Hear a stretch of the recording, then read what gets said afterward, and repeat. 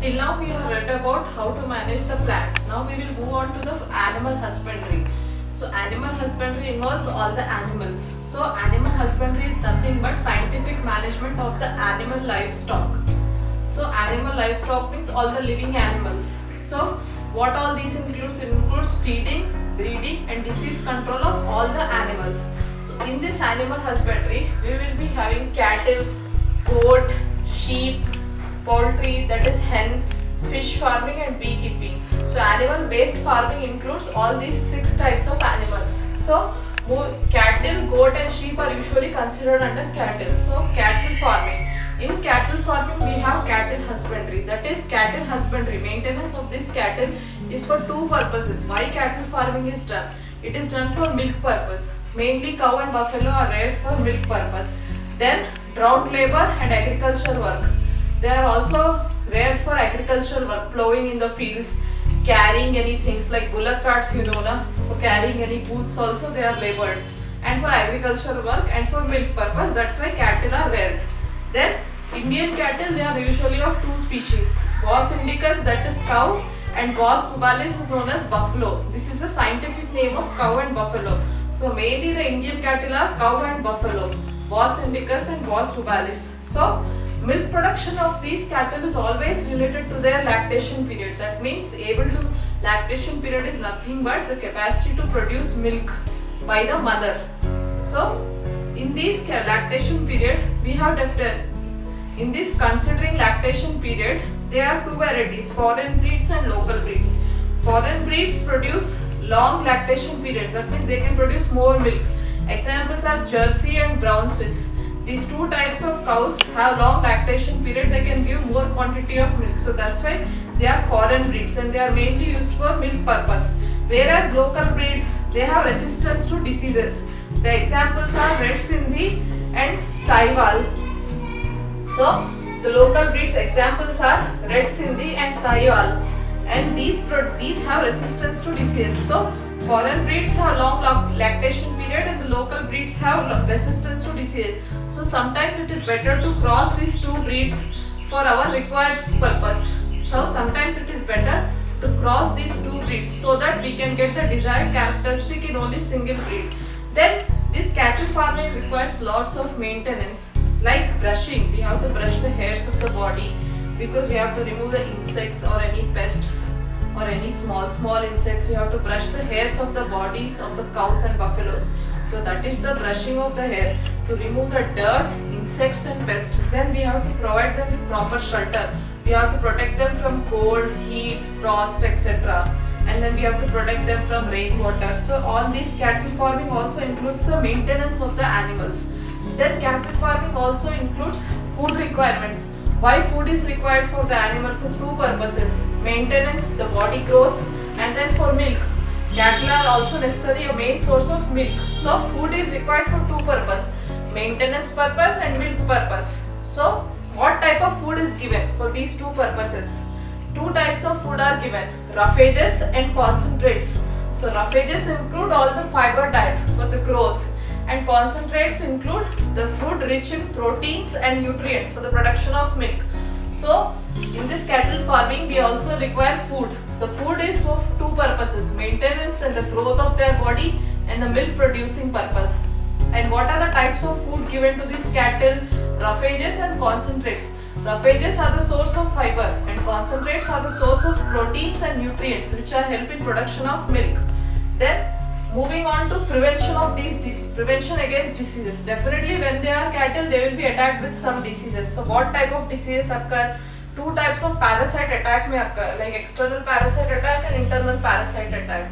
External parasite attack may be like skin infections, skin diseases, and then internal parasite attack will be like worms attack in the intestines, liver flukes attack, or any viral attack. All those comes under external and internal parasite attack. Then definitely vaccines are available.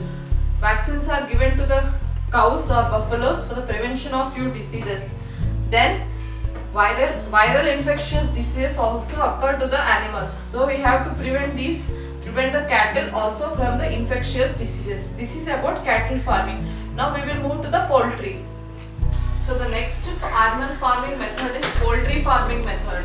In this poultry farming, usually in houses, domestic fowls are grown. Those are brown in color, and they are grown both for egg purpose and meat purpose. These are domestic fowls grown in the normal houses. Whereas there are again improved breeds. They are known as broilers and rears. They are grown in separate poultry farms.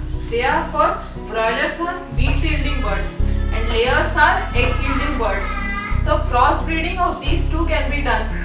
Crossbreeding is done between local and foreign breeds to achieve the following characteristics. So many local breeds are also available in these hens and many foreign breeds are also available. So crossbreeding is done between local and foreign breeds to avoid to get the desired characteristics. So what are these desired characteristics? Number and quality of the chicks. So number and the quality of the chicks can be gained. Chicks are nothing but the small hens, babies of the hens. Low maintenance requirement. Then for achieving the low maintenance requirement of these hens, the crossbreeding is done between local and foreign breeds. Then tolerance to high temperature. The hen should be able to tolerate extreme summer because India is usually a hot country. Then dwarf broilers are for chick production. These broilers are meat yielding. Then they want dwarf small size broilers. Again, these broilers should produce babies again for chick production. Then reduction in the size of egg laying bird. Egg laying is bird for his own. The purpose of egg laying bird is only to lay egg. We do not need this bird for meat purpose. That is why the size of the layer should be small. So the reduction in the size of the egg laying bird. So they are domestic fowl is for egg purpose and meat purpose. Then there are improved hybrid breeds known as broilers and layers. Broilers are for meat purpose, layers are for egg purpose. Then there are also some local breeds and foreign breeds of hens available. Sometimes crossbreeding of these two breeds can be done to achieve these following characteristics. Then these egg and broiler production needs lots of maintenance. So these broilers are fed with vitamin rich diet, protein rich diet and vitamin A and vitamin K rich diet so that they grow within 4 to 6 weeks for the production of meat, and then there will be no damage to their feathers also. In this 4 to 6 weeks period they should grow, they should have fiber rich diet and ready to eat the meat. So the management of these eggs and broilers, what it requires? It requires the maintenance of temperature and hygiene. They cannot survive in extreme high temperatures or extreme low temperatures. So maintenance of temperature is necessary. Then hygiene, the neatness of that poultry farm is very important. Then prevention and control of the diseases and pests. Definitely hens will also get attacked by diseases and pests like bird flu attack we hear, swine flu or any other flu of the birds we hear. So these egg and broiler production needs some requirements, food requirement, maintenance requirement is necessary. So broilers are mainly used for meat purpose, right? So broilers are fed with vitamin rich and protein rich diet. And these vitamins include A and K vitamins so that the body grows easily within 4 to 6 weeks period and they are ready for yielding meat. Then the management includes maintenance of the temperature and hygiene. Hens cannot survive extreme hot or extreme cold temperature. So proper adequate maintenance of temperature is important.